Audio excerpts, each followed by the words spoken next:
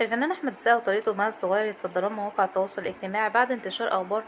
بارتباط طريقته مع الصغير بالفنان طارق صبري، وإنهم حددوا ميعاد الفرح آخر الشهر.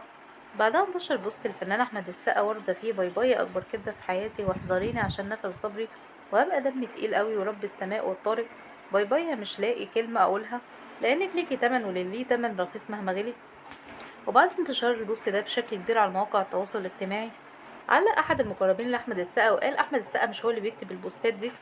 وإن أحمد السقا حاليا في الحج، وإن في حد بيدخل أكونتاته بيكتب البوستات دي، فعشان كده احنا هنعمل تسجيل خروج من كل الأجهزة، وإن مفيش خلاف بين عائلة أحمد السقا ومها الصغير، وإن حفلة تخرج بنتهم هتبقى النهاردة وهيحضرها عدد من عائلة أحمد السقا مع مها الصغير.